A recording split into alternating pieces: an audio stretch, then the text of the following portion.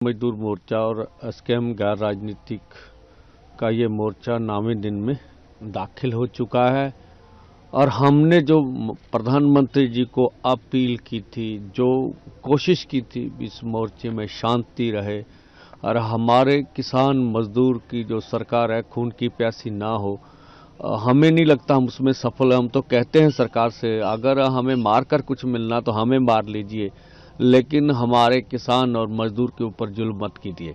हम आज भी आग्रह करेंगे प्रधानमंत्री महोदय से, आगे आइए और इस मोर्चे का शांतिपूर्ण जो हल है वो करने के लिए आप एमएसपी गारंटी का कानून बनाने की अनाउंसमेंट कीजिए।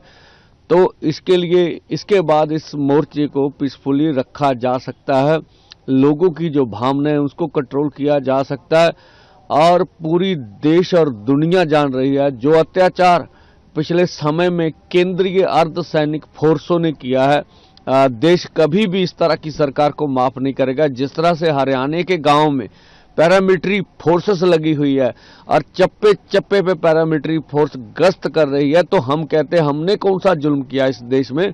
देश हमारे से बनता। हमने भी प्रधानमंत्री महोदय इस देश के नागरिक होने के नाते आपकी पार्टी को वोटें दी होंगी, आपको प्रधानमंत्री बनाया होगा और इस दिन की हमने कभी उम्मीद नहीं की थी कि हमारे ऊपर अब अर्धसैनिक फोर्स चढ़ाकर इस तरह से हमारे ऊपर जुल्म करेंगे।